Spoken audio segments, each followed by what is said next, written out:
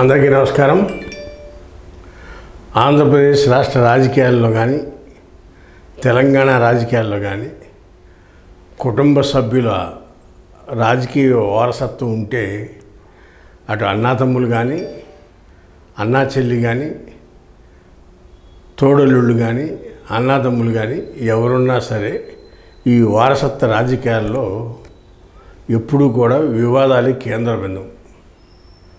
1995లో NT Ramarao గారిని అధికారంలో దించినప్పుడు కూడా చంద్రబాబు నాయుడు దగ్గుబాటి వెంకటేశ్వరరావు ఒకటిగా ఉండి నెల రోజుల్లోనే విడిపోయి దగ్గుబాటి వెంకటేశ్వరరావు బయటకు వచ్చాడు సందర్భం మనందరం చూసాం. అది ఎందుకు జరిగింది? ఆధిపత్య పోరులోనే ఎన్టీ రామారావు దించడానికి చంద్రబాబు దగ్గుబాటి ఏకమయ్యారు. ఏకమైనాక దగ్గుబాటు ఉంటే ఇంకో పవర్ సెంటర్ ఏర్పడుతుంది కాబట్టి దగ్గుబాటి కూడా ఈ వర్గంలో ఉంటాకి లేదని దగ్గుబాటుని నిదానంగా బయటికి పంపించే ప్రక్రియ జరిగింది. అప్పుడు చంద్రబాబు నాయుడు 95లో అప్పుడు చంద్రబాబు నాయుడు టైము.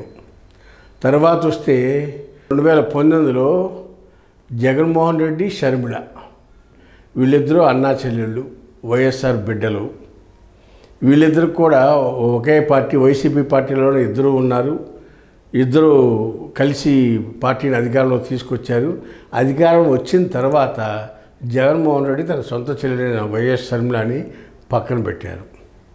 ఆ పక్కన పెడుతుంది ఆవిడ పక్క రాష్ట్రం తెలంగాణకి వెళ్ళి సొంత పార్టీ పెట్టి అక్కడ సాధ్యం కాక కాంగ్రెస్ పార్టీలో చేరి మళ్ళీ ఆంధ్ర రాష్ట్ర రాజకీయాలకు వచ్చి 2024 ఎన్నికల్లో జగన్మోహన్ రెడ్డి ఓడిపోవటానికి 100 కారణాల్లో ఆవిడ ప్రధాన కారణంగా చెప్పవచ్చు. ఎవరో షర్మిల.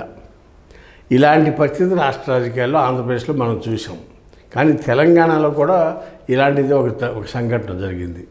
అది కేటీ రామారావు, కల్వకుంట్ల కవిత వీరిద్దరి మధ్యన కూడా బీఆర్ఎస్ పార్టీలో ఆధిపత్య పోరు జరుగుతూ ఉంది. ఇటీవల జరిగిన వజ్రోత్సవ సభలో జరిగిన తప్పులను విశ్లేషిస్తూ ఒక లేఖ ద్వారా తండ్రి కేసీఆర్కి కవిత ఇవ్వటం జరిగింది.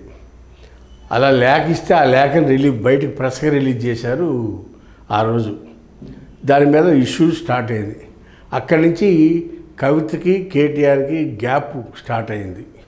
ఎందుకంటే పార్టీలో వర్కింగ్ ప్రెసిడెంట్గా ఉన్న కేటీ రామారావు గారు ఆధిపత్య పోరు పెరిగిపోయింది. రెండోది రాజకీయ వారసత్వం కూడా క్లెయిమ్ చేసుకుంటున్నారు ఎవరు? కేటీ రామారావు. దాంతో కవిత దీనికి ఎప్పుడు ఇలాగే ఉండిపోవాలా, జెండా పట్టుకు మోయటమే నా పని, ఎంపీగా నుంచి ఉంటే ఒకసారి గెలిపించారు, ఒకసారి ఓడగొట్టారు, మళ్ళీ నాన్న ప్రాధాన్యపడితే ఎమ్మెల్సీ ఇచ్చారు, నా రాజకీయ భవిష్యత్తుని మంత్రిగా కూడా కాకుండానే నన్ను రాజకీయంగా ఇబ్బందులు పాలు చేయాలి, రాజకీయ సమాధి చేయాలని చూస్తున్నారనేది ఆవిడ యొక్క ఆలోచన. ఎవరిది? కవితది. అందుకు కవిత ఏం చేసింది? ఇండైరెక్ట్గా బాణాలు సంధించడం మొదలెట్టింది.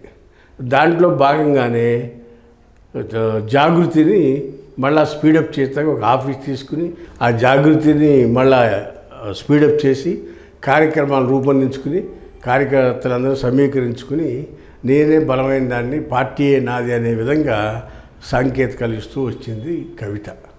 అయితే ఇక్కడే అసలు విషయం బయటపడింది. కవితని ఎలాగైనా సరే పార్టీ నుంచి దూరం చేయాలని చూస్తున్నాడు కేటీ రామారావు. ఎందుకు దూరం చేయాలని చూస్తున్నారు? అంతర్గత రహస్యాలు. అది మరీ ముఖ్యంగా లిక్కర్ స్కామ్లో కవిత ఎప్పుడైతే జైలుకి వెళ్ళిందో ఆ రోజు నుంచి బీఆర్ఎస్ పార్టీ పతనం స్టార్ట్ అయింది. గ్రాఫ్ డౌన్ అయింది. దాని మూలన కవితని రాజకీయాలకు పక్కన పెడితే మంచిది, మనం తండ్రి కొడుకులు ఇద్దరు రాజకీయాలు చేసుకోవడం బాగుంటుందనే ఆలోచన కానీ, లేకపోతే మనసులో అదే ఉంటుంది జనరల్గా.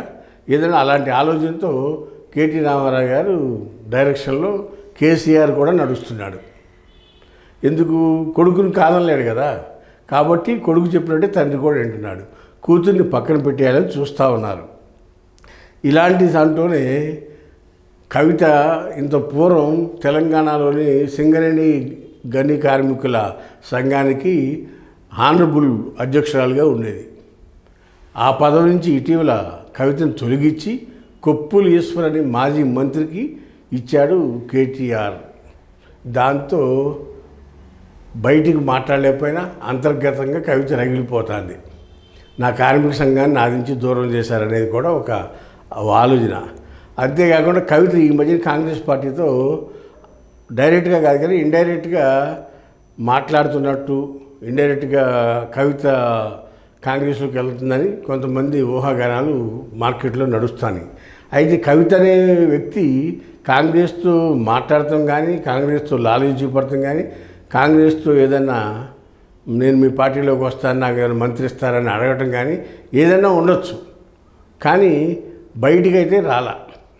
అయితే అంతర్గతంగా చెప్పుకోవడం అంటే కవిత కాంగ్రెస్లోకి వస్తుంది, మంత్రి పదవి ఉంటుంది అనేది బయట మార్కెట్లో రాజకీయ వర్గాల్లో నడుస్తూ ఉన్న అంశం. ఇలాంటి పరిస్థితుల్లో కవిత రాబోయే రోజుల్లో బీఆర్ఎస్ పార్టీని వీడి బయటకు వచ్చి సొంతంగా పార్టీ పెట్టాలనే ఆలోచన ఉన్నట్టుగా మనకు విశ్లేషణ ద్వారా అందుతూ ఉంది. ఇది కొన్ని బోగట్లు ఏమని కవిత కూడా బీఆర్ఎస్ని వీడి బయటకు వచ్చి సొంతంగా పార్టీ పెట్టి తను ఒక ఫోర్స్గా ఉండాలి, కేటీఆర్ కన్నా కూడా నేను మంచి ఫోర్స్గా తయారు కావాలి అంటే నేను రాజకీయ వేదికను ఏర్పాటు చేసుకుని దాని ద్వారా ఫైట్ చేస్తే నేను సక్సెస్ అవుతానేమోనని తనకు ఒక ఆలోచన. దాని ద్వారా కవిత బీఆర్ఎస్ పార్టీని త్వరలో వీడతారు అనేది మనకు అందుతున్న సమాచారం. వేసి చూద్దాం రాబోయే రోజుల్లో రాజకీయంగా ఏం జరుగుతుందో ఈరోజు అంచనా వేయడం కూడా కష్టం. కానీ మనకు అన్న సమాచారం మేరకు ఈ వీడియో చేయడం జరుగుతూ ఉన్నది.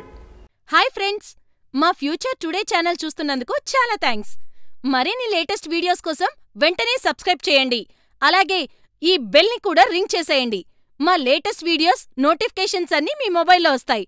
మా వీడియోస్ మీకు నచ్చితే లైక్ చేయండి, షేర్ చేయండి, నచ్చకపోతే కామెంట్ చేయండి.